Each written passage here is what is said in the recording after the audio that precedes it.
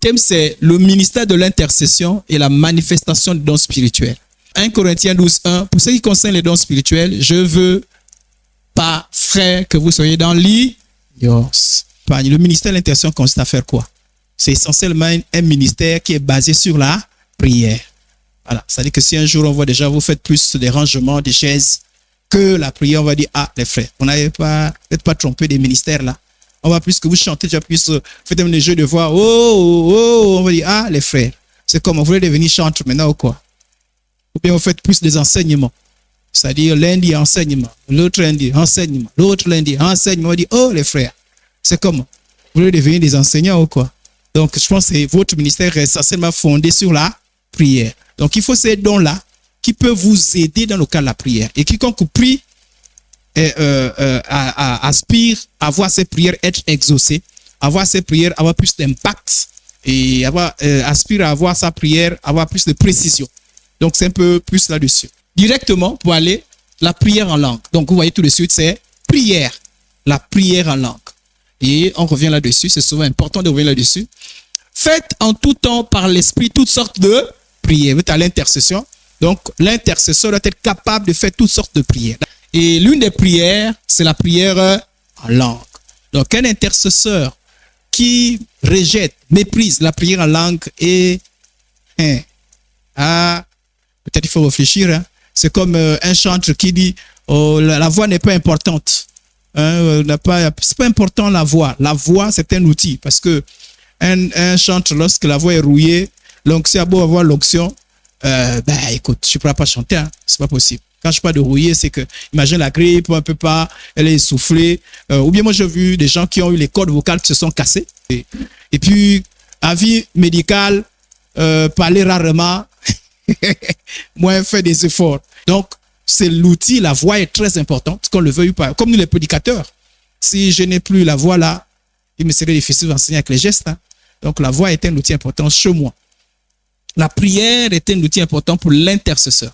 Et la prière en langue aussi. Il faut bien saisir ce que c'est la prière en langue. Quand on parle de la prière en langue, on parle soit de parler en langue, soit de prier en langue.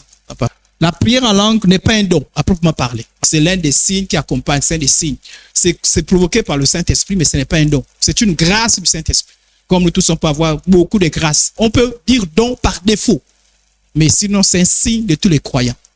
Donc, Acte chapitre 10, verset 44, verset 46, quand Pierre prononçait encore ces mots, le Saint-Esprit descendu sur tous ceux qui écoutaient la parole, tous les fidèles circoncis qui étaient venus avec Pierre furent retenus. C'est que le don du Saint-Esprit était aussi répandu sur les païens. Car quand on parle des païens, ici, là, c'est les non-juifs. C'est pas au sens qu'ils étaient incrédules, non. Donc, c'est répandu sur les non-juifs, car ils les attendaient parler en langue. Donc, on peut dire parler en langue ou prier en langue. 1 Corinthiens 14, 14, je crois que le texte est tout à l'heure. Car si je prie en langue, donc on peut dire soit parler en langue, soit prier en langue. Mais en fait, qu'on dise parler en langue, il s'agit d'une grâce qui est rattachée à la prière. Le parler en langue, c'est pas pour... Bon, aujourd'hui, on a décidé qu'on se dit bonjour en langue. Allez, commence. Et puis, on va seulement... J'ai vu un cinéma comme ça, là. Je pense que c'est du cinéma. Les pasteurs qui font le défi.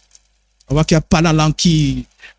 Vraiment, ça devient l'abomination. Je n'aime pas quand on rend bizarre les choses saintes. C'est comme si on venait jouer avec la Sainte Seine. On est là, oh, Sainte Seine. Et puis on dit, tu veux goûter? Oh. Vraiment, ça prend un air un peu, ça désacralise un peu. Le parler en langue ou la prière en langue, c'est une grâce qui est en rapport avec la prière. Donc, on ne peut pas dire on va se saluer en langue. Par contre, ça peut intervenir dans la louange ou l'adoration. L'apôtre Paul dit qu'il y aura des actions de grâce. Parce que tout cela, c'est des sortes de prières. Je ne sais pas si on a compris. Donc, ça peut intervenir toujours dans la prière. Donc, l'adoration, c'est une prière. Prière d'adoration. L'action de grâce, c'est une prière. Donc, je peux rendre grâce par la prière. Je peux louer par la prière, par le parler en langue. C'est-à-dire, quand la louange a une connotation, prière. Vous savez qu'on peut chanter la prière, non? Voilà, on peut chanter la prière. D'ailleurs, ça fait toujours beau lorsqu'il y a une mélodie qui passe et puis on fait une prière mélodieuse.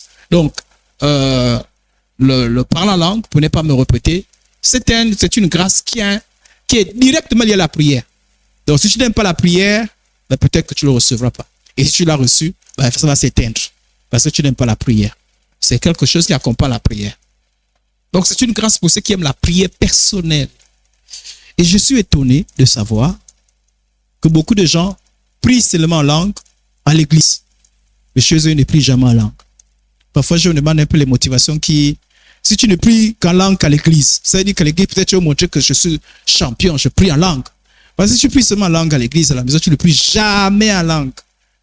Entre l'apôtre Paul, c'est le contraire. Hein. Il dit, je rends grâce à Dieu de ce que je parle en langue plus que vous tous. Bon, en fait, il voulait corriger un problème. Et pour calmer un peu les petits zélés, là, il dit, est-ce que vous savez qu'en réalité, parce qu'en fait, les petits zélés pensaient que l'apôtre Paul peut-être ne parle même pas langue. Parce qu'il parlait moins, non pas qu'il ne parlait pas, mais il parlait moins quand il était en groupe. Il dit, mais dans l'église, j'aime mieux dire 5 paroles avec mon intelligence afin d'instruire aussi les autres que 10 000 paroles en langue. Donc, il parlait plus en langue ou, puisqu'il dit je parle beaucoup plus que tous en langue. Mais il dit dans l'église, il dit que quelques paroles. Mais les autres, quand il dit beaucoup là, c'est où? Chez lui. Donc, prier en langue. C'est pour ceux qui ont la grâce de prier en langue. Ceux qui ont cette grâce-là. Exercez-vous dans les maisons. Pour la dit, intelligence. Les prières, il faut les diversifier. On ne prie pas seulement qu'à clair. C'est comme un peu les gens qui n'ont que des prières d'intercession, de demande. Non, parfois, des moments, il faut faire des prières d'autorité. Il y a des gens qui ne connaissent que des prières d'autorité. Je chasse, je brise, je brise. Mais il faut aussi des prières d'adoration.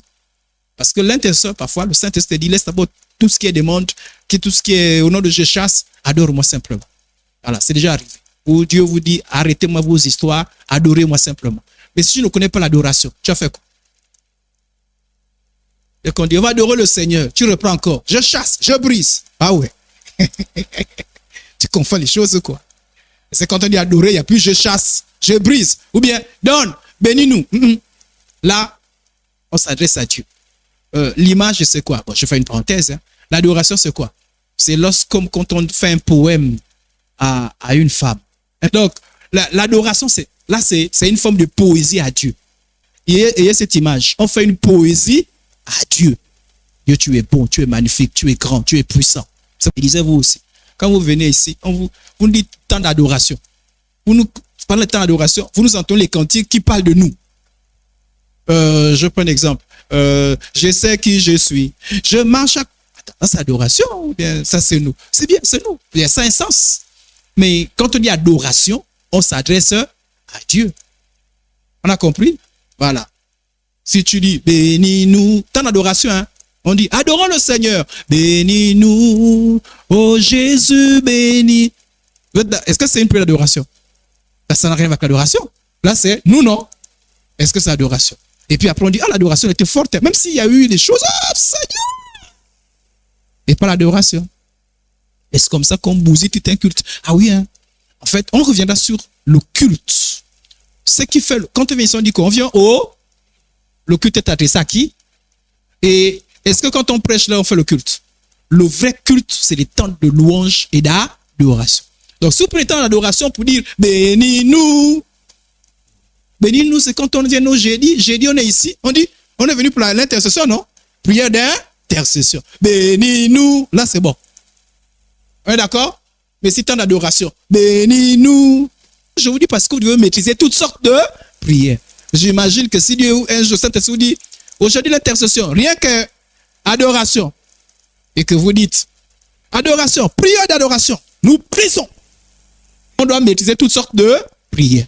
Maintenant, on doit aspirer à la prière en langue. Si on ne l'a pas, on doit aspirer. Quand je me suis converti, j'aspirais. Je ne veux pas faire le trafic. On prie en langue comme, oh non, ça, il faut des trucs un peu coco. Bon, moi aussi, je vais essayer. J'ai pris en langue. J'ai fait comment? Non, j'ai fait ah ouais. Et puis, non, faut pas. Même si ça traîne, nous autres là, on a ramé. On dit prière en langue, c'est comment? On attend, on impose les mains. Oh non, des choses, reçois la prière en langue. On finit de prier comme ça, tu ne vas pas t'asseoir. C'est pas venu. Ah. Mais je vous ai dit, c'est venu au moment où je ne m'attendais pas. Je priais, puis paf, c'est venu. Mais j'avoue aussi des luttes. Moi, je vous encourage. Vous avez cette grâce déjà. Quand vous priez à la maison, priez aussi en langue. Prenez le temps. Mais si vous priez seulement en langue, comme vous êtes ici, quand on prie, allez, priez ensemble en langue. Bon, ici, on n'abuse pas trop parce qu'on a encore trop de nouveaux. Si vous n'en avez pas, il faut aspirer. Donc, la prière en langue, c'est une prière. Et pourquoi elle est importante? C'est une prière, juste de quelques notions, c'est une prière. Quand tu pries en langue, tu ne comprends rien. Mais c'est une prière bizarre. Quand on prie sans comprendre, Seigneur, interviens, nous te prions pour les élections. Tu comprends que tu as prié pour les élections. Mais quand tu pries en langue, tu ne sais pas pourquoi tu as prié. 1 Corinthiens 14, 2. En effet, celui qui parle en langue ne parle pas aux hommes, mais à Dieu, car personne ne le comprend. Et c'est un esprit qui dit des mystères. C'est écrit, non? Non, ne vous sentez pas bizarre. Ne vous sentez pas bizarre. Quand on parle en langue, toi-même, tu ne te comprends pas. Tu ne comprends rien de ce que tu as dit. Sauf si Dieu permet que tu comprennes. Et personne ne comprend. C'est-à-dire que nous, si tu as prié en langue, on ne sait même pas ce que tu as dit. On ne sait même pas. Même les démons ne comprennent pas quand tu pries en langue. Ah oui. Même les démons ne comprennent pas. Il n'y a pas que les hommes. Même les démons. Qui comprend? C'est Dieu seul comprend ce que tu as dit. Et pour certains, c'est un peu bizarre. Certains n'aiment pas trop la prière là. Il y a même des chrétiens, mais souvent ils s'amusent là, ils sont dans les histoires. Bon, ça c'est des charnels. Bon, tu crois à la Bible ou tu ne crois pas à la Bible? Puisque la Bible parle de ça. Si tu crois à la Bible, ça veut dire comment tu peux douter de quelque chose dans la Bible? Peut-être que tu n'aspires pas, mais ne critique pas non plus. Et en plus, on comprend quand quelqu'un critique. Quand quelqu'un critique, comprenez-le. Même la Bible dit que c'est un signe qui a tendance à faire en sorte que les gens critiquent. Hein? 1 Corinthiens 14, 23. Si donc dans une assemblée de l'église entière, tous parlent en langue et qu'ils se viennent des hommes du peuple. Donc les religieux, ils viennent comme ça là. Bon, ça c'est quand c'est les religieux, ils ne sont pas enseignés, mais nous qui sommes enseignés. Et des non-croyants, ne diront-ils pas que vous êtes des fous? N'est-ce pas? Mais je disais même quoi? Mais c'était même quoi? Voilà pourquoi on se moque souvent de cette prière. Est-ce qu'on s'est moqué la prière d'adoration? Non, c'est plus la prière en langue. La prière qui est moquée, c'est quoi? C'est la prière en langue. Beaucoup les païens se moquent quand même de ça. Ils se moquent, ils disent, on prie en langue. Et puis nous les chrétiens aussi, avec mauvais usage, on désacralise ça et ça donne un sujet de moquerie. Mais parce que c'est du non-sens. C'est du non-sens. Et puis les gens pensent qu'ils se disent n'importe quoi, tu pries en langue. Puisque c'est du non-sens. C'est-à-dire que vous ne comprenez pas. Donc, en réalité, on dit n'importe quoi. Si tu n'importe quoi, tu pries en langue. Non. Je ne pas dit n'importe quoi. Et justement, c'est l'une des peurs que j'avais lorsque je cherchais le parler en langue. J'aspirais, mais j'avais des craintes. C'est Dieu le seul, c'est Dieu lui-même qui est venu m'expliquer ça. J'étais coincé. Bon, peut-être parce qu'on enseignait, mais on n'abordait peut-être pas tous les thèmes. Voilà pourquoi l'enseignement est très important, parce que ça des livres. Si Dieu ne m'avait pas délivré, peut-être je n'aurais pas reçu la prière en langue. J'étais coincé. Je dis, mais comment est-ce que je peux exprimer des langues donc, que je ne comprends nullement? Lorsqu'on est spirituel, on apprécie la prière en langue lorsqu'on est spirituel. Amen, amen. Donc attention, si vous jugez vous-même, c'est-à-dire que le fait que vous ne saisissez, c'est-à-dire que vous vous moquez, peut-être vous êtes en train de dire que vous n'êtes pas spirituel. Parce qu'on est spirituel, apprécie la prière en langue. Respecte la prière en langue. Et la Bible dit même d'ailleurs que la prière en langue, c'est la Bible, est plus excellente que la prière intelligible. Donc la prière qu'en français, ou en tout cas la prière qu'on comprend. L'apôtre Paul a dit tout à l'heure que celui qui rend des actions de grâce en langue rend des actions de grâce excellentes. Et d'ailleurs, on va voir un peu à quoi peut servir. L'apôtre Paul dit, je désire que vous parliez tous en langue. Donc ne vous excluez pas, ne trafiquez pas, mais aspirez. Aspirez. Oui, mais je ne comprends pas. Est-ce que les gens... Bon, ceux qui copient, mais vous ne copiez pas, aspirez. Donc parfois vous pouvez voir, on dit que là il y a la copie. Hein. Mais en fait, ce n'est pas... Quelqu'un peut prier en langue seulement avec un seul mot. Et le problème avec la prière en langue, c'est quoi? Je sais pas, Dieu aide-moi à trouver quelque chose. Bon, je vais dire tout. Quelqu'un, il prie en langue, fait ça, tout. Vous pensez qu'en fait, il répète le même mot. Ah non, non. Ah non. Ah non. C'est pas intelligible. Hein. Donc, je vous ai dit que c'est une prière sous l'inspiration du Saint-Esprit. C'est-à-dire que son to là, peut-être veut dire, Seigneur, je prie de sauver quelqu'un, de délivrer quelqu'un, de guérir quelqu'un, de faire du bien à quelqu'un. Seulement to. Vous entendez? To. Mais vous êtes là, vous vous moquez, vous dites, mais il a passé le temps seulement à dire to. Mais non, dans son to là, d'ailleurs même nous, la Bible dit quoi? Le Saint-Esprit, la Bible dit qu'on ne connaît pas prier. Lorsqu'on prie, on ne connaît pas prier, non? même nos prières intelligibles sont exaucées grâce à l'action du Saint-Esprit, qui intercède pour nous par des soupirs inexprimables. Donc, on ne peut pas exprimer. Donc, quand on fait nos prières en langue intelligible, qu'est-ce qu'on entend par langue intelligible, français, nzébi, en tout cas, tout ce qu'on peut comprendre. Le Saint-Esprit prend ça et exprime ça d'une manière, c'est-à-dire d'une manière que toi et moi ne pas comprendre. Voilà pourquoi, si tu comprenais ça, tu ne vas pas te moquer quelqu'un qui dit to. Dans son to là, le Saint-Esprit prend et ramène ça à Dieu. Parce que le Saint-Esprit qui le pousse à dire to, c'est comment, c'est-à-dire que c'est comment traduire cette prière. C'est une prière. Donc ne dit pas non. Il a passé le temps à dire to. Et puis, on avait nos sujets, mais to. Pendant que nous, on a prié pour le Gabon, on a prié pour le Congo, on a prié pour tous les pays du monde. Mais lui, il a perdu le temps en disant seulement to. Nous, on a plus prié que lui. Ah ouais. Ça, c'est ton jugement d'homme charnel. Parce que Dieu, le Saint-Esprit, sait que même son to là, peut-être qu'a fait plus de prières que toi. Donc, on ne juge pas les choses spirituelles avec notre raisonnement. On prend ce que la Bible lui dit, on dit, Dieu, explique-nous clairement ce que tu entends. Donc, la prière en langue, faut pas dire que, oh, mais depuis la personne a prié, je vois seulement que c'est comme une syllabe, hein? Intellectuellement parlant, il n'y a qu'une syllabe. Donc, ça ne veut pas dire, voilà pourquoi, faut pas dire que donc, to là, ça veut dire quoi? Bon, le jour que je vais découvrir ce que to là veut dire là, son to là veut dire Dieu. Donc, depuis qu'il prie, il fait que dire Dieu, non. C'est pas mathématique. C'est pas dire que to égale Dieu, ta égale Jésus. La prière en langue, to peut dire Jésus, to peut dire guéri, to peut dire délivre. C'est une prière poussée par le Saint-Esprit. Voilà pourquoi les démons ne comprennent pas. Est-ce qu'on a compris? Si c'est quelque chose qu'on peut traduire du mot à mot, les démons comprendraient. C'est-à-dire que to, et puis Dieu, on dit que ça veut dire Dieu. Il veut faire des déductions, mais ils ne comprennent pas. Parce que to, aujourd'hui peut dire Dieu, demain peut dire, je sais pas, ange, et puis après demain peut dire manger, et puis même les démons ne comprennent pas. Il n'y a que Dieu qui comprend. Je désire que vous parliez tous en langue.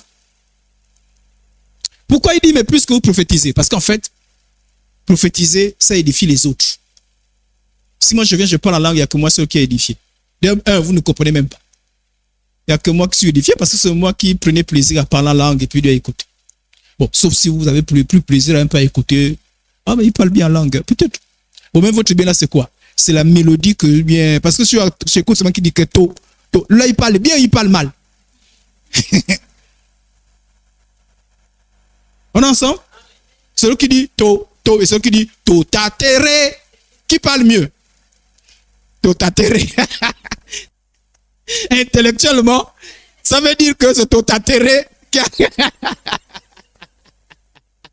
Vous voyez, non? Vous comprenez ce que je suis en train de dire? Donc, mathématiquement, on peut dire non. Celui-là qui a bien, son par la langue intéressant. Non, ça n'a rien à voir avec ça. Rien à voir. Il n'y a que le Saint-Esprit qui connaît la profondeur de la prière là.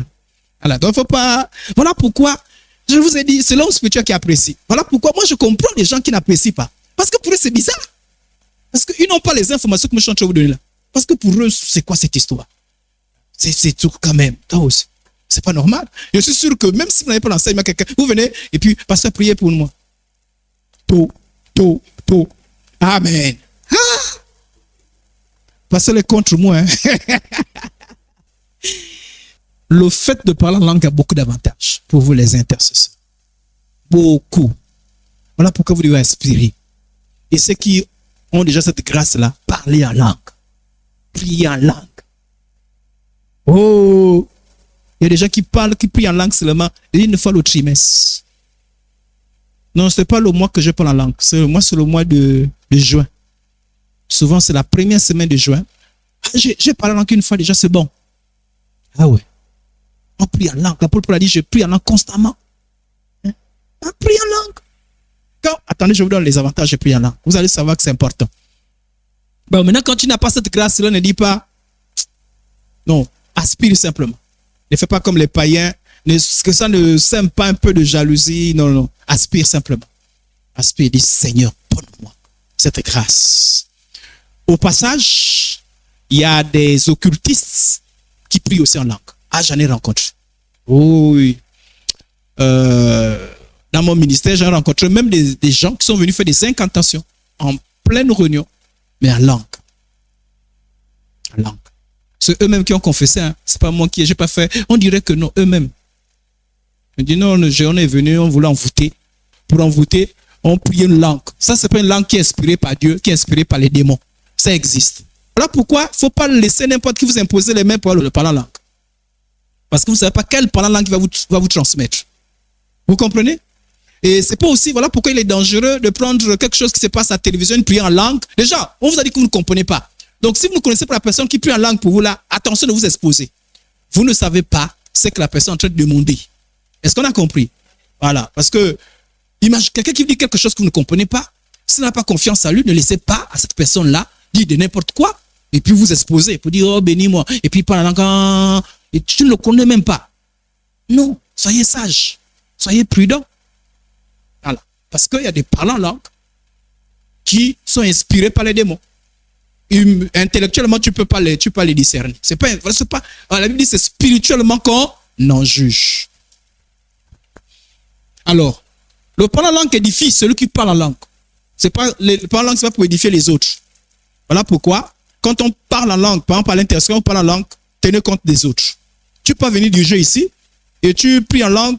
On prie en langue, ça dit quand on est un sujet, tu peux choisir de prier en langue. Mais maintenant, c'est toi qui dirige. À un moment donné, arrête-toi et donne une requête. Parce que si tu pries en langue, bon, les autres savent plus qu'est-ce qu'il faut faire. Donc, il faut s'attendre les uns les autres. Et puis, conseil de sagesse, quand vous allez dans un milieu, vous sentez que le parler en langue dérange, arrêtez. Est-ce qu'on a compris? Vous priez simplement dans votre français. Mais si vous parlez en langue, vous priez dans votre cœur. Mais vous priez tellement doucement. Ah, il faut discerner les endroits. Hein. Il y a des endroits où tu parles en langue comme ça, tu dis c'est quoi? Tu nous fais quoi ici, là?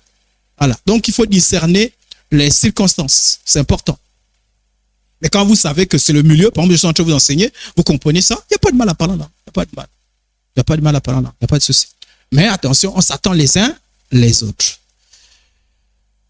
Donc, celui qui parle en langue, c'est écrit. Celui qui parle en langue s'édifie lui-même. Donc, édifier ici, là, c'est quoi? Bâtir. C'est-à-dire, quand tu parles en langue, miraculeusement, c'est comme si tu donnes la nourriture à ton esprit. C'est comme si tu bâtissais ta vie spirituelle. Mais c'est embêtant. C'est-à-dire que c'est embêtant pour l'intelligence. Voilà pourquoi je ne sais pas. Moi, j'ai remarqué ça. Quand je prie en langue, surtout au début, j'ai l'impression que mon intelligence, ma chair me dit, mais tu fais quoi là? Arrête. Elle dit que ma chair est gênée. Parce que j'ai l'impression que tu t'ennuies. Voilà pourquoi si tu sens l'impression que tu t'ennuies, bouge. Allez, bouge. Sinon, tu vas t'ennuyer et tu vas commencer à avoir les pensées. Tu pries en langue parce que l'intelligence n'intervient pas. La réflexion n'intervient pas. Et les pensées vont venir, donc pendant que tu pries, tu penses, ah mais j'ai, attends. Quand je suis passé au marché, dans la vitrine, il y avait une belle robe que j'ai vue là. Et puis voilà, tu es parti. Donc, il faut faire attention avec ça. Mais il faut imposer ça à la chair. Moi, j'ai réussi à imposer ça à ma chair. Je m'exerce. Je me être comme l'apôtre Paul qui parle beaucoup en langue. Mais ma chair fait toujours des résistances, mais j'impose ça. Mais recevez encore le conseil de l'apôtre Paul. On parle en langue, mais on n'oublie pas aussi la prière en langue intelligible. Il faut les deux. Parce que les gens aussi ne parlent qu'en langue. L'apôtre Paul a dit qu'il faut être équilibré. Les deux. Tu parles aussi, il ne faut pas laisser la prière en langue, il faut aussi laisser la prière intelligible. Parler en langue nous aide à faire confiance en Dieu. Oui. Parce que tu ne comprends pas ce que tu dis. Parce que tu n'as pas confiance en Dieu, tu as l'impression que tu perds le temps. Voilà pourquoi je dis que la chair embête. Dans ça, j'ai l'impression que tu perds le temps. Si vous prenez 30 minutes de prière en langue, votre chair vous dit, tu as perdu 30 minutes. Et votre chair vous dit, mais tu as perdu 30 minutes. Tu aurais pu prendre les 30 minutes pour prier pour les frères, pour les sœurs, pour toi-même. Tu as des problèmes depuis cala. Au lieu de prier pour ça, tu pries en langue. Tu as prié pour quoi? Parce que la chair n'a rien compris. L'intelligence n'a rien compris. Donc, tu as besoin de faire confiance en Dieu. Et pour prier en langue, il faut avoir une confiance en Dieu. Je ne sais pas ce que je dis, mais je sais que c'est une prière. Je sais qu'elle a l'impact. Je sais qu'elle plaît à Dieu. Je sais que c'est la volonté du Seigneur. Et je prie en langue. En langue, c'est prier sur la direction du Saint-Esprit. Oui, et s'abandonner au Saint-Esprit. Quand vous parlez en langue, vous abandonnez au Saint-Esprit. Parce que c'est le Saint-Esprit qui vous inspire. Même c'est tôt.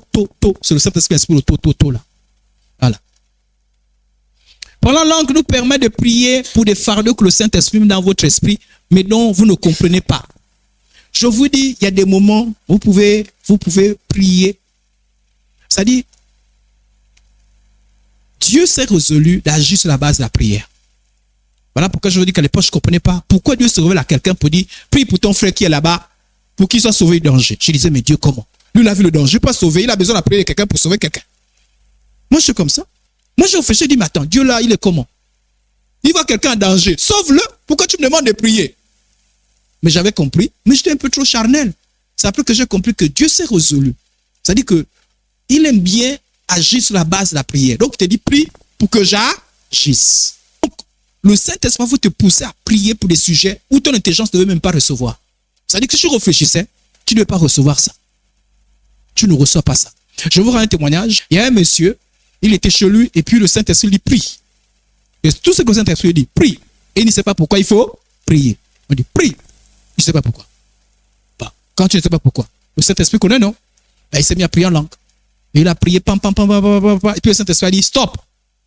Il a dit, ok, je stop. Et il allait s'asseoir. Quelques minutes après, on a cogné. Quand on dit non, il y a tes parents qui ont fait un accident grave. Voiture irrécupérable. Mais pendant qu'il y a eu l'accident, miraculeusement, les deux, le vieux et la vieille ont été soulevés pour être déposés à côté. Ils n'ont que les égratignures, ils n'ont pas besoin. Ils sont arrivés tout à l'heure. Ils n'ont rien. Ils ont été sauvés de façon miraculeuse. Saint-Esprit a dit, c'est pour ça que j'ai demandé que tu pries. Bon, parce qu'il y a des moments où l'intelligence ne comprend rien de ce qu'il faut prier. Mais c'est le Saint-Esprit qui te pousse. Voilà pourquoi on s'abandonne à la prière en langue. Moi, il m'arrive de prier. Au début, je ne sais pas pourquoi je prie. C'est après que l'explication m'est donnée dans la prière. C'est-à-dire, je prie. C'est comme si le Saint-Esprit ou mon intelligence peut dire, en fait, c'est pour ça que tu as beau prier. Est-ce qu'on a compris? Donc, le Saint-Esprit nous amène à prier. Et le Saint-Esprit t'amène à prier pour un chrétien au Pakistan que tu ne connais pas. Parfois, la Bible dit, vous savez que Dieu prend soin de nous. Hein? C'est-à-dire que quelqu'un peut être en danger. Le Saint-Esprit t'amène à prier. C'est-à-dire que, bon, voilà pourquoi parfois il y a des moments où on prie à cause des songes, non? Ah, j'ai eu un songe sur telle personne. Je me relève et puis je prie. Mais est-ce que c'est tout le temps qu'on a des songes? Parce que parfois, tu peux avoir une nuit, tu as trop veillé, mais le Saint-Esprit veut te parler pour dire prie. Mais parfois, quand il n'arrive pas à te parler, il te dit prie en langue. Bon, c'est trop compliqué de t'expliquer. Allez, prie. Tu pries comment? Dès que tu pries en langue, peut-être tu es en train de prier. Non, on est en train de faire un coup bas pour que le pasteur sorte du travail et tu es en train de prier, résolu. Parfois, tu n'auras pas l'explication. Voilà pourquoi on dit rends grâce à Dieu pour toutes choses. Tu ne sais pas qu'il y a une prière qui est intervenue pour. C'est Dieu qui reçoit ses prières. Donc, c'est important de s'exercer à prier en langue. Un intercesseur qui veut être efficace, mais s'exerce parce que à des moments, tu auras besoin de prier pour des choses qui dépassent ton intelligence. Voilà pourquoi c'est important de prier. Je vous ai dit que très souvent, je vous ai dit que la dernière fois quand je parle des rêves, que lorsque je sors d'un rêve, il y a quelque chose qui me dépasse, le premier réflexe, je prie en langue. Parce que parfois, je ne sais pas qu'est-ce qu'il faut dire. Là, je n'ai pas les idées en place. Mais il faut que je prie en langue. Mais prie en langue. Donc, quand vous ne priez pas en langue, vous mettez une grande grâce comme ça au placard. On a dit, faites toutes sortes de prières. C'est important. Mais contrairement à c'est-à-dire que quand tu pries en langue, tu peux prier même pour tes propres problèmes que tu ignores. Tu peux avoir une maladie là, tu n'es même pas au courant encore. Quand tu pries en langue, le Saint-Esprit peut t'amener à prier pour même une maladie que tu ignorais. Donc, même pour toi-même. Moi, j'ai reçu la prière en langue comment? J'étais en train de prier. J'ai envie de prier, mais je ne savais plus qu'est-ce qu'il faut dire. Mais et vraiment, voilà pourquoi soyez une église qui prie. Parce que souvent, le parler en langue, c'est quand il y a une dimension de prière. Voilà. Mais ça, c'est une dimension corporelle. C'est-à-dire que d'ensemble. Et c'est une église trop lourde. Bon, beaucoup vont aller faire les expériences, hein, mon groupe là. Mais aussi, il faut l'enseignement qui veut balayer les choses. Parce que là où, moi, on m'a déjà demandé de venir faire les enseignements, là, prier en langue, chez des gens qui n'aspirent même pas. Prier en langue. Priez pour nous, ils n'aspirent pas, vous priez, ils n'aspirent pas. Ils n'aspirent pas. Donc, c'était une prière. Moi, j'ai reçu ça pendant une prière. Et on a donné une seule requête.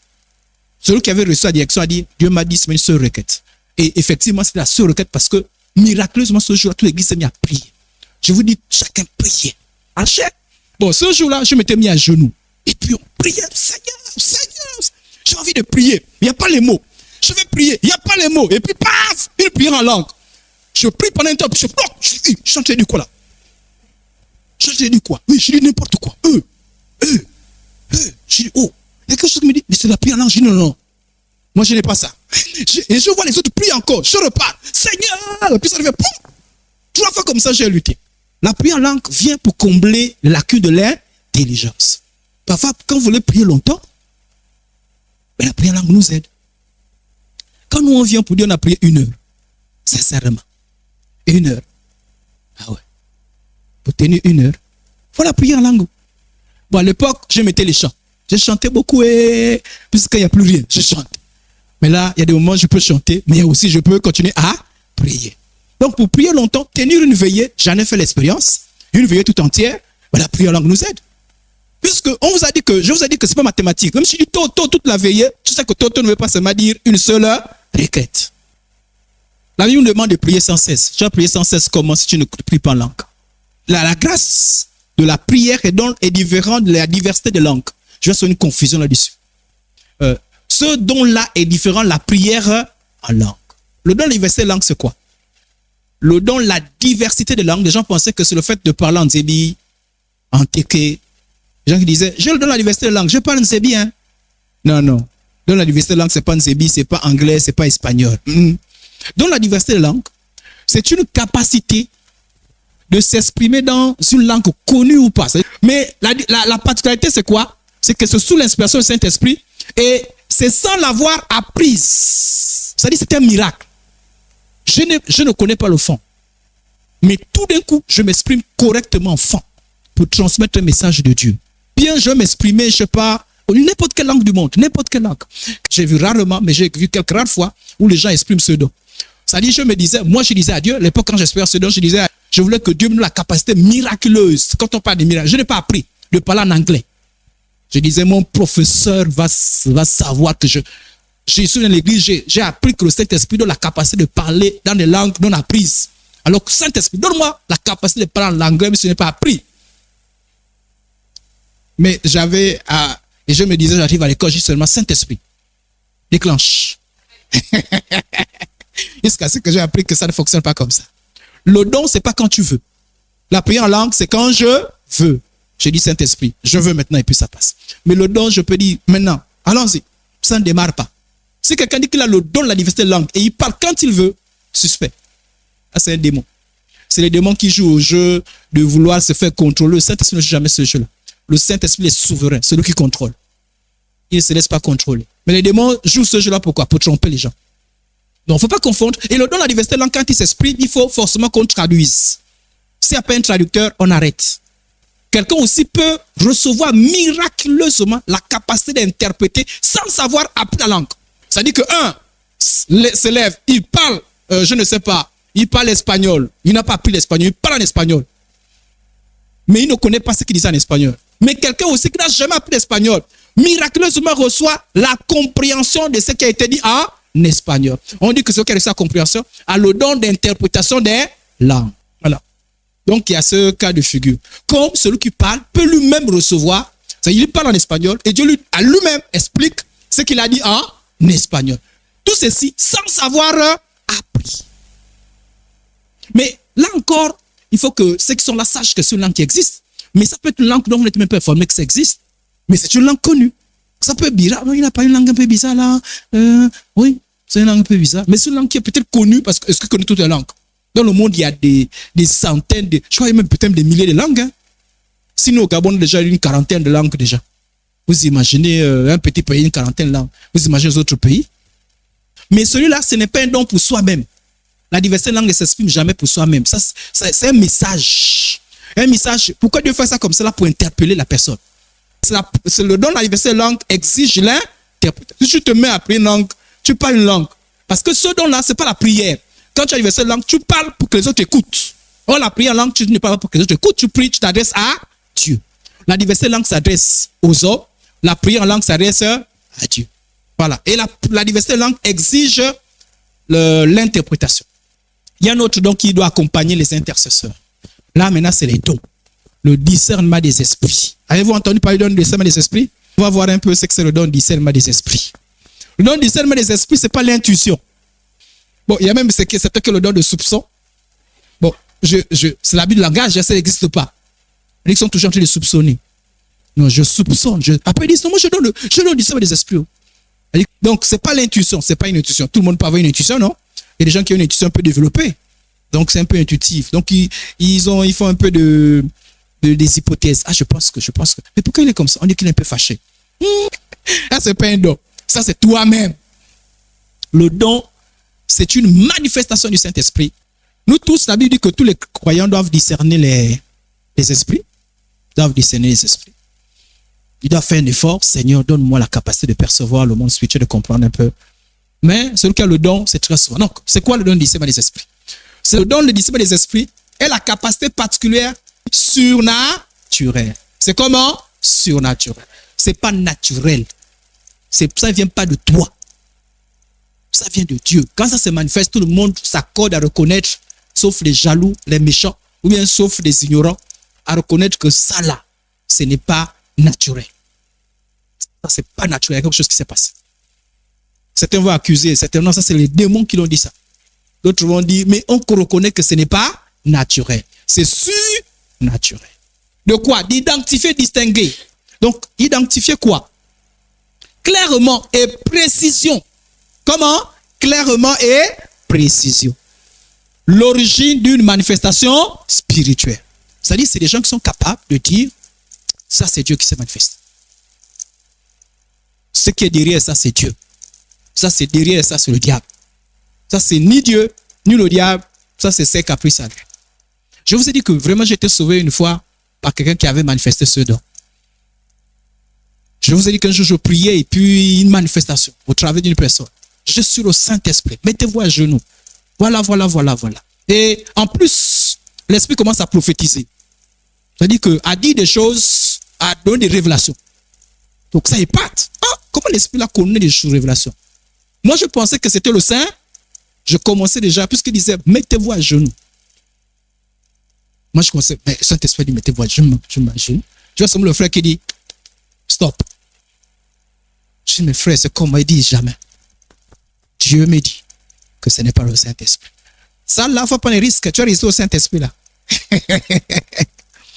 Mais vraiment, grâce à lui, j'ai été sauvé. Vérification faite, ce n'était pas le Saint-Esprit. Parce que après, l'Esprit nous a révélé son identité. C'était un esprit trompeur. Mais moi, j'étais déjà trompé.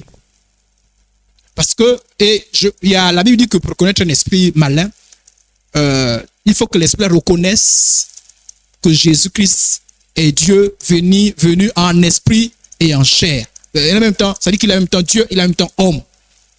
L'esprit là, quand moi j'ai fait le test, l'esprit a fait la confession. Mais c'est après que j'ai compris le jeu de l'esprit. Au moment de faire la confession, il se retirait, il laissait la personne faire la confession. Et après que la personne fait la confession, il reprenait le dessus. Mais j'ai compris par la suite. J'étais pas encore trop. J'étais pas encore trop. Voilà pourquoi je dis qu'il y a des choses qu'il faut apprendre. Voilà. Mais moins un là, les démons me bénissaient ce jour-là. Une bénédiction qui fait des démons, ce n'est pas bon. Donc j'ai été sauvé. Donc, quand vous priez, vous pouvez discerner les choses. Alors, je vais vous continuer, je vous dis le lien avec l'intercession. De discerner l'origine, la source d'inspiration des prophéties et des visions. Vous recevez les prophéties ici, là. Il faut que quelqu'un manifeste ce don. Ah, quand on a dit avec précision, hein, ce n'est pas les gens qui s'amusent. Moi, je fais des hypothèses. Comme je ne connais pas, je fais, oh, peut-être que c'est de Dieu. Peut-être que c'est. Mais celui qui a le don, lui, ce n'est pas peut-être. Hein. Bon, je ne parle pas, il ne parle pas avec prétention. D'abord, il ne fait pas des efforts. Je veux dire que le don, ce n'est pas toi. Ça vient. Vous demandez comment tu as fait. C'est pas comment il a fait. Ça dit même lui-même, ça ne dépend pas de lui. C'est pas qu'il a beaucoup réfléchi. Il a dit, bon, je pense que non. Boum, c'est venu. Ça dit clairement, il peut vous dire, ça c'est de Dieu. Vous tâtonnez. Moi, je pense que c'est de Dieu. Je pense que, même si vous ne dites pas, même si vous ne dites pas que je pense, vous allez parler avec prétention. C'est de Dieu. C'est du diable. C'est de l'homme. Mais lui, c'est pas lui. Le Saint-Esprit se manifeste en lui. Et lui, par la grâce du Saint-Esprit, miraculeuse, vous avez le Saint-Esprit qui sort, qui dit, bon, je suis sorti d'Idris. En fait, ce que le démon quand on le fait là, c'est de Dieu. Non. Quand je parle, ce Saint-Esprit parle au travers de moi, vous allez voir le Idris qui parle. Mais en fait, quand le don se manifeste, en fait, c'est plus Idris qui parle. C'est le Saint-Esprit qui parle au travers d'Idris. La capacité de percevoir clairement le mensonge, la vérité, le vrai du faux. Puisque là, c'est plus l'homme. Quand c'est l'homme, c'est l'homme. Vous faites au bagarre d'homme. Quand c'est Dieu, c'est différent. Aussi de percevoir très souvent le monde spirituel. Ça veut dire que celui qui a ce don-là, c'est le genre de personnes qui voient parfois les anges, les démons, ah oui, les démons, le diable, Jésus. Quand on prie à Jésus au milieu de nous, on ne le voit pas. Mais vous allez voir que celui qui a ce don-là, très souvent, il va voir. Il va voir. Je vois. Et ces genre de personnes, je ne parle pas des gens qui soupçonnent. On dirait qu'il y a un sorcier qui est là. Non, ces gens sont capables de venir te dire, tu es un sorcier. Il n'a pas imaginé, ça ne dépend pas de lui. C'est-à-dire que, boum, le Saint-Esprit, voilà pourquoi je dis c'est la manifestation du Saint-Esprit. Saint-Esprit. Il perçoit tout de suite que tu es un sorcier. Si tu boudes là, il va t'expliquer ça clairement. Je ne parle pas de vos présenteurs d'Internet qui racontent des bêtises là. Donc, il vous explique ça clairement. Ce n'est pas lui, c'est le don du Saint-Esprit. C'est les gens qui voient les anges. Bon, j'ai perçu, j'ai déjà vu les démons, j'ai déjà vu le monde spirituel, je veux dire que j'ai eu la grâce de voir Jésus. Ça peut arriver de temps en temps. Mais quand je parle de voir, c'est très souvent. Ça peut arriver, ça peut se manifester, mais très souvent, non. Mais c'est lui qui a le don. Il va vous dire, j'ai vu les anges. Et si vous n'êtes pas trop spirituel, vous êtes fatigué avec ces histoires. Je vois les anges. Pardon, laisse-moi ton histoire. Mais attention, ce don se manifeste pour une raison. Il faut une raison. Pourquoi tu as vu les anges? En quoi ça nous édifie? Mais moi, je vous pose le principe. J'ai vu les anges. J'ai vu le démon. Moi, le démon, je fais la délivrance. Le démon parle, je ne l'ai pas vu le démon. Mais lui, il voit le démon. Ce démon parle, il parle. Il peut me donner la forme du démon. Et il est préparé à voir, parce que le démon a des formes bizarres. Hein? Il est préparé à voir les démons. Lui, voit les démons, il n'a aucun problème. Toi, tu vois les démons, tu vas taper une crise. Oh! Amen, amen. Donc, dans l'intercession, c'est un plus. C'est un plus. Quelqu'un peut vous donner une information, il peut percevoir le monde spirituel pour donner un plus. Frères et sœurs en Christ, on prie, mais moi je perçois. Là, c'est ce que je perçois. Hier, on a envoyé un esprit, tel esprit. Il a envoyé, il est venu faire comme ça. J'ai vu. Ce discernement des esprits, c'est aussi la perception. Voilà pourquoi on appelle ça les dons de révélation. Et ceux dont l'accompagnent beaucoup, ceux qui ont la qualification de prophète. En fait, le prophète, il a les dons de révélation. Et par révélation, on a la parole de connaissance, la parole de sagesse et le discernement des esprits. Et très souvent, les gens qui sont qualifiés d'être prophètes ont ce don-là. Donc, ils perçoivent, ils voient. S'il y a un démon, lui voit le démon qui est en toi. Il ne dit pas je vois comme ça, là, comme je vois. Non, il voit clairement, il perçoit le monde spirituel. Et je vois le démon là, il est comme ça, il est là. Et les démons parfois ça reconnaît un type comme ça. Ils savent si moi je peux voir tous les démons, quand les gens viennent ici, tous les démons qui sont là, se effacer pour moi. Et je dois casser le corps. Assieds-toi, je vois tel démon, allez, pas. Parce que quand tu as le démon, c'est facile, non? Parce que moi je me souviens, j'ai prié pour quelqu'un. J'ai prié pendant au moins 1h30. Aucune manifestation. Et moi, quelque chose me dit, arrête. Il n'y a pas de délivrance à faire là. Arrête. C'est à la fin qu'un démon se manifeste. Le démon dit, tu me déranges. Et c'est un démon qui avait tué beaucoup les membres de sa famille. Ah oui. Je vous ai raconté une fois quand les gens ont failli me tirer avec le fusil. Et c'était celui qui a failli me tirer avec le fusil là, qui contrôle le démon là. Oui. Donc c'était un membre de sa famille. Et je partais là-bas, il me disait bonjour. Mais dès que le démon est sorti, le jour que je suis parti, il a pris le fusil, il a mis la balle, c'est Dieu qui m'a sauvé. Je vous dis. Mais c'est au bout d'1 heure de prière que le démon s'est manifesté. Mais j'étais prêt à lâcher. Mais pourquoi j'étais prêt à lâcher? Parce que je ne voyais pas le démon. Je priais juste par principe. Seigneur, s'il y a un démon dans ce corps-là qui se manifeste et qu'il parte. Voyez, non, les gens de prière. Mais celui qui voit, c'est efficace. Il voit. Il connaît le nom du démon. Il connaît le renseignement sur le démon. Il dit, arrête et t'es caché. Sors. Parce que le démon peut être là, il résiste. Vous savez que le démon résiste, non? Tu pries, il souffle là, il résiste. Il résiste. Il va s'arrêter. Résiste. Il va s'arrêter. Résiste. Il va s'arrêter. Mais heureusement que j'ai persévéré. Hein. C'est par la persévérance que le démon est parti. Mais celui qui a le don, il connaît. Et le démon sait que lui connaît. Amen, amen. Les démons savent reconnaître quelqu'un qui a le discernement des esprits. Amen. Donc c'est un don important. La Bible dit aspire au don spirituel. C'est-à-dire que maintenant après, libre au Saint-Esprit de vous l'accorder ou pas. Parce que quand tu dis donne-moi le don, tu demandes quel don. Donc ce n'est pas un péché de dire Seigneur, le don que le pasteur a décrit là, j'aimerais avoir ce don. Maintenant, si tu dis j'aimerais avoir ce don là pour que les gens voient. Dans ma famille, là, tous les sorciers, là, je partirai vers les sorciers. Je dis, toi là, je vois. Mauvaise motivation. Cet esprit dit, éliminer. Là, tu as des mauvaises motivations. Alléluia. Mais, vraiment, pour l'œuvre de Dieu, vous pouvez demander. Donne-moi le discernement des esprits. Demandez ce don. Si vous sentez ça chez vous. Voilà. Mais il peut se manifester. Au jour qu'il va se manifester, vous ne le pas regarder de façon étrangère ou au secours. Vous saurez qu'il y a un don. Vous saurez même le nommer. Ah, c'est le don discernement des. Vous savez comment les gens les appellent ce genre de don? Le don de révélation. Le don de révélation n'existe pas. Oh, vous avez vu les noms constitués, don de révélation. Ça n'existe pas. Parce que la révélation, c'est le fait que quelque chose, il n'y a pas un don de révélation. Mais le don discernement des esprits, quand il se manifeste, il y a la révélation.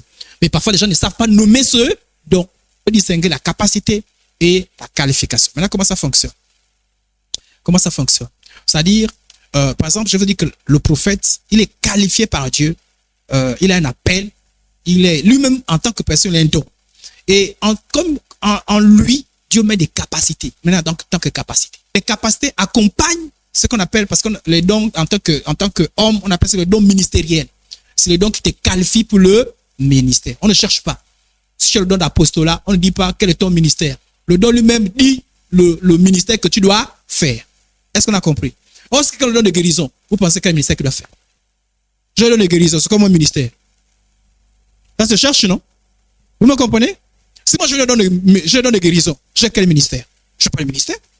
Le don de guérison ne qualifie pas pour un ministère particulier. Or, si je vous dis j'ai le don d'apostolat, vous ne réfléchissez pas quoi? Le don d'apostolat fait quoi? L'apostolat, non? Le don de pasteur, il fait quoi? Pastorat, non? Le don de discernement des esprits donne quel ministère? Rien du tout. Ça, c'est les dons qui accompagnent les ministères. C'est les dons qui accompagnent les ministères. Maintenant, en ce qui concerne les dons ministériels, clairement cités, il n'y a que 5. Et les 5 là, c'est les dons, on appelle ça les dons ministériels ou les ministères de gouvernance. Ceux-là, c'est ceux-là qui gèrent l'église en réalité. Quand une église est gérée par d'autres personnes, c'est par défaut. Mais qui doit gérer l'église, ce sont les 5 ministères. Que vous le vouliez ou pas, dans l'église, il y a une certaine hiérarchie. Ce n'est pas en termes de chef comme dans le monde qui commande, non. Mais il y a une hiérarchie. Mais ceux qui doivent être à la tête de la hiérarchie, ce sont les 5 ministères. Si vous mettez à la tête de votre église quelqu'un qui n'est pas les 5 ministères là, il y a quelque chose qui va les perdre. Maintenant, le souhait, et nous allons prier pour ça, c'est qu'à la tête d'une église, il n'y a pas que l'apôtre. Il y a des grâces que vous n'aurez pas. Il faut l'apôtre, le pasteur, le prophète, l'évangéliste, et un peu de tout ça là. Il faut les 5 ministères reconnus parce que quand on a besoin de quelque chose de particulier, c'est eux qui interviennent. Pour bâtir une église commence. L'église commence. De vous casser le corps. Vous appelez l'apôtre, il a le ministère pour ça. Et quand il a fini, vous mettez les gens qu'il faut mettre. Parce que lui, il le fait aisément. Toi, si tu n'as pas été appelé, tu vas te fatiguer, tu vas te casser le corps et tu vas te faire du mal. Tu ne seras même pas épanoui. Donc, les apôtres, vous ne vous cassez pas le corps. C'est que regardez, nous, on a besoin de quelqu'un qui nous embrasse dans l'évangélisation. Si on avait quelqu'un qui a été appelé, qualifié pour l'évangélisation, et il nous ferait ça. On peut dire, tu es évangéliste. Dire tu es évangéliste, ça ne veut pas dire que tu as été appelé, tu as été appelé évangéliste. Appelé à l'intérieur, non. Moi, j'ai connu des gens qui sont appelés à l'intérieur. S'il vient ici, là, mais il vous fait l'évangélisation sans l'heure. Moi, je me mets derrière lui, dans le domaine de l'évangélisation. Je ne me casse pas le corps. Moi, je ne suis pas appelé pasteur. Moi, c'est un pasteur, il n'y a pas de problème. Moi, je le coach. Parce que l'apôtre coach un peu tous les ministères. Et je ne fais pas le pasteur à 100%. Non, l'intercesseur, il y a des ministères qui n'ont pas été nommément cités. C'est des ministères par besoin. Et rapidement, pour vous faire comprendre ça, regardez par exemple, dans les médias. Il y a des gens qui sont sauvés par les médias. Moi, je vois des gens, les petits, ne négligez pas, l'année dernière, je vous ai dit que ne négligez pas vos petits médias là. Il y a des gens qui sont sauvés, touchés, édifiés. Il y a des gens qui critiquent, mais des gens qui font du bien. Même pour les petits postes que vous faites là. Ça sauve.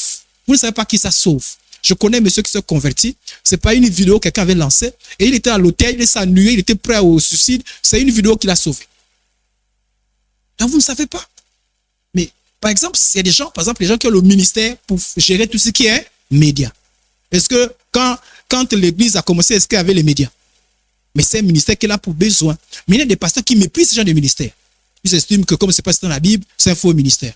Comme des gens vous diront, moi je sais qu'il y a des gens qui méprisent, qui disent l'intercession, ce n'est pas un ministère, de être dans le faux. Non. Non. Prends le temps pour prier. Pour prier, c'est un ministère. Puisque le ministère, c'est quoi? C'est quand ça devient un métier, une carrière. Si quelqu'un fait pour ministère nettoyer tout en nettoyer, vous pensez que cela pas récompensé? Si, c'était un ministère pour lui. Mais est-ce qu'il y a un ministère de nettoyage dans la Bible? Non. Même si on a dit que les diacres sont plus dans tout ce qui est service là. Donc, ministère d'intercession, il n'y a pas un ministère clairement dit. Il n'y a pas un ministère clairement dit intercession, clairement dit chante, clairement dit ministère de la délivrance. Il n'y a pas non. C'est le besoin. Il n'y a pas un ministère des enfants. Dans la Bible, il y a un ministère des enfants. Mais quand ils sont là-bas, voilà pourquoi on les a nommés. C'est-à-dire les fonctions pasteur des enfants. C'est nous qui avons nommé comme ça. Maintenant, après, au-delà de la nomination, Dieu peut les appeler à être pasteurs. Et puis dans le pastorat, ils s'orientent vers les enfants. Comme Dieu peut les appeler à un autre ministère, mais ils exercent auprès des enfants. Ne confondez pas un pasteur que je dis que des pasteurs qu'on place. On dit, bon, l'église abuse comme des pasteurs, et puis on l'appelle pasteur. Mais ce n'est pas Dieu qui l'appelle, il n'a jamais appelé pasteur. Jamais. Et vous saurez la différence entre un pasteur qui a été appelé et quelqu'un qui n'a pas été appelé. Donc il y a des ministères comme ça là qui se créent par le besoin et que Dieu oint. C'est des ministères qui sont vrais et réels, qui sont créés. Comme tu as dit, quand Dieu vous appelle à l'intercession, il va vous combler les dons qui accompagnent l'intercession. Regardez, si on va quelque part, même s'il n'y a pas un apôtre, imaginez qu'ici, il n'y a pas un pasteur, et que Dieu sent qu'il y a besoin d'un pasteur, et qu'il y a quelqu'un qui est volontaire, vous allez voir qu'il va manifester les capacités avec le pasteur, jusqu'à ce qu'il y ait un vrai pasteur. Et quand le vrai pasteur arrive, il se retire. Donc, il y a des capacités circonstancielles. Même vous, Dieu peut vous utiliser, même pour être apôtre pendant un temps. Et puis après, Dieu dit, et Dieu vous bénira pour ça. Mais quand l'apôtre vient, qui a été appelé pour être là, quitte déjà, placez-le là. L'intercesseur, il a des grâces qui peuvent l'accompagner. Et ces grâces-là, c'est par rapport aux besoins. Quand il y a un médecin qui arrive, on lui donne quoi? Tout ce qu'il faut pour... Moi, je suis enseignant, est-ce qu'on me donne le thermomètre? Mais Dieu, il est intelligent. Il sait l'intercesseur, il va donner des capacités que l'intercesseur peut avoir, qui sont utiles pour l'exercice de son ministère. Donc, dans les ministères, Dieu donne les capacités. Et certaines de ces capacités-là sont nommées dans la Bible. Mais il y a beaucoup de capacités que le Saint-Esprit manifeste qui ne sont pas nommées dans la Bible. Que Dieu vous bénisse. Est-ce que tu peux dire